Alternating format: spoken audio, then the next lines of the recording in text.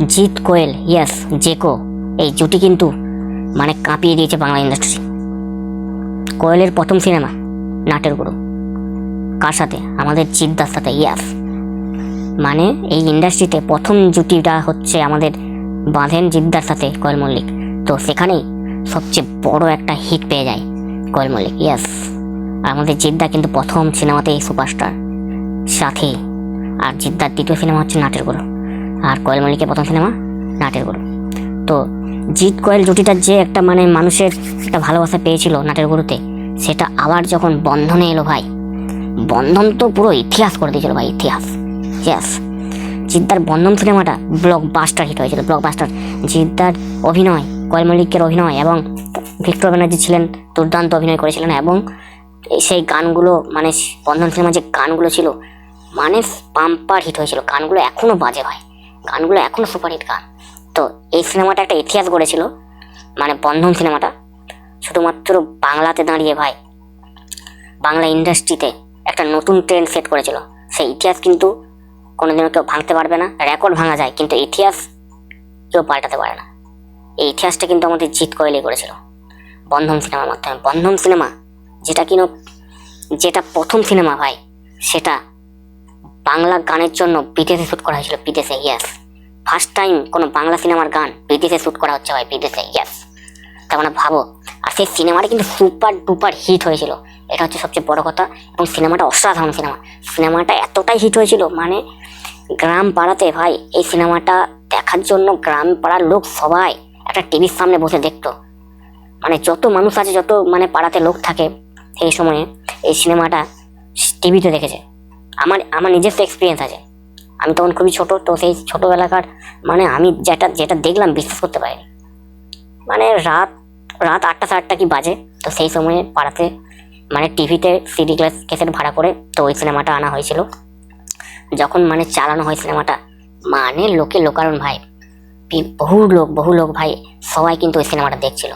সত্যি সিনেমাটা একটা অসাধারণ সিনেমা এবং ফ্যামিলি নিয়ে দেখার মতন সিনেমা। মানে সত্যি সিনেমাটা মানুষের এতটাই মন জয় করে ফেলেছিল, মানে কিছু বলার নেই। মানে জিৎ কোয়েল কিন্তু জুটিটা ভাই মানে ভোলার জন্য নয়, জিৎ কোয়েল জুটি কিন্তু এখনো পর্যন্ত সুপার হিট জুটি ভাই। যদি প্রসেনজিৎ এবং ঋতুপর্ণার জুটির পর যদি কোনো জুটি আসে, সেটা হলো আমাদের জিৎ কোয়েল জেকো জুটি। ইয়াস, প্রসেনজিৎ ঋতুপর্ণার জুটির পর যদি কোনো জুটি আসে, সেটা হলো আমাদের জিৎ কোয়েল জুটি। ইয়াস, জিৎ কোয়েল যে ইতিহাসটা গড়ে গেছে, মানে সেই সিনেমাটা বিশাল বড় রেকর্ড হিট হয়েছিল। এবং যেটা করেছে ওই বিদেশে শ্যুট করেছে গানের জন্য, সেটা হচ্ছে ইতিহাস। বাংলা ইন্ডাস্ট্রির যদি কোনো বাংলা সিনেমা যদি বিদেশে শুটিং করে থাকে, সেটা হলো আমাদের জিদ্দার সিনেমা বন্ধন। এটা কিন্তু আমার কথা নয়, এটা বাস্তবটা অনেকেই জানে না। যারা জানে আশা করছি এই ভিডিওর মাধ্যমে সবাই জেনে যাবে যে জিদ্দাই প্রথম বাংলা গানকে বিদেশের মাটিতে নিয়ে গেছিল। ইয়াস, জিদ্দা। এবং একটা কথা সবাইকে বলতে চাই, জিৎ কোয়েল জুটি ভাই কোনো ছোটোখাটো জুটি নয়। এখনো পর্যন্ত জিৎ কোয়েল যতবারই এসছে মানুষের মন জয় করেছে এবং দুর্দান্ত সফল হয়েছে এবং বিশাল বড় বড় হিট দিয়েছে তারা। মানে এত মানে বেশি সিনেমা তারা করেননি, 8 থেকে 9টা সিনেমা করেছে, সেই প্রত্যেকটা সিনেমায় কিন্তু ব্লকবাস্টার হিট। এবং তাদের লাস্ট সিনেমা শেষ থেকে শুরু দুর্দান্ত ব্যবসা করেছিল সেই সময় দাঁড়িয়ে ক্লাসে।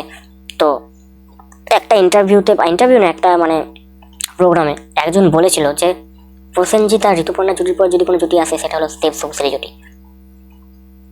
যে বলেছে ভাই, সে মাথায় কিছু নেই। তার একটা কথা মাথায় রাখবেন সবাই, যারা সিনিয়র অভিনেতাকে সম্মান করতে পারে না, তারা কোনোদিনও বড় হতে পারবে না।